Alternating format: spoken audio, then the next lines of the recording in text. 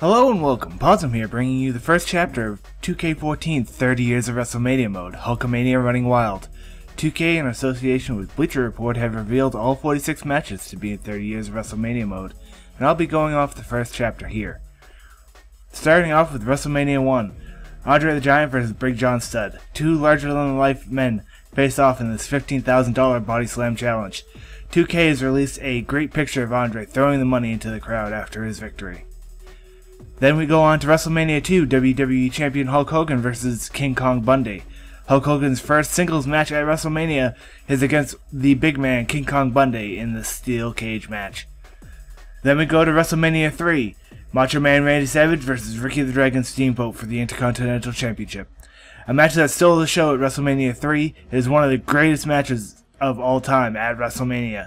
2K announced that it would be part of the mode with the 30 Years of WrestleMania trailer that includes a couple of good clips from that match. Then we go to a second match from WrestleMania 3, Hulk Hogan vs. Andre the Giant. One of the first matches that 2K announced featured the body slam heard around the world. It would not be the only time Andre was slammed or defeated in the WWE, but this moment was larger than life. Here we go on to WrestleMania 4, Randy Savage vs. Ted DiBiase. WrestleMania 4 featured a tournament for the vacant WWF title. This is the final match of the tournament where Ted DiBiase tried to get his employees to secure him the title. From there we go to WrestleMania 5, Macho Man Randy Savage vs. Hulk Hogan.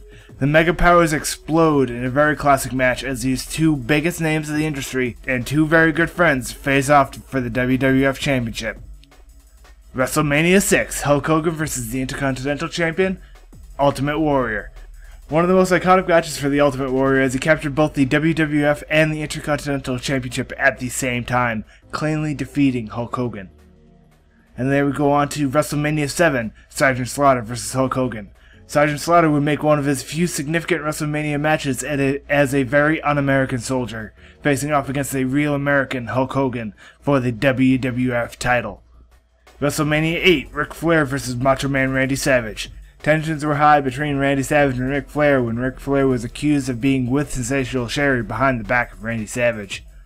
A big match between two big names on the grandest stage of them all. WrestleMania 9, Bret Hart vs. Yokozuna. The last match of this chapter does not feature Hulk Hogan at the start of the match, but after Yokozuna wins the match, capturing the title, Hulk Hogan challenges Yokozuna to a match for the title right away. A failed flashbang would result in Hulk Hogan getting the victory in 22 seconds. This brings us all the way from the first WrestleMania up to WrestleMania 9. Although most of the possible matches are featured, there are two matches that are not yet included in this mode. First would be Hulk Hogan vs. Andre the Giant at WrestleMania 4. This was a huge part of the WWF title tournament. Unfortunately, Ted DiBiase had paid off Andre to make the match a double disqualification. This would also be the second Hogan vs. Andre match in a row, so this match was not included for those reasons. The second match would be Ultimate Warrior vs. Randy Savage at WrestleMania 7. Ultimate Warrior is a DLC character, and 2K already made an exception with his great WrestleMania 6 match against Hulk Hogan. So including a few more exceptions would likely be an awkward situation. That concludes my discussion of Hulkamania Running Wild, the first chapter of 30 Years of WrestleMania mode. Up next will be the new generation, featuring several young superstars who are still wrestling today. Please leave a like or comment if you enjoyed this video. This has been Possum, and I very much thank you for your time.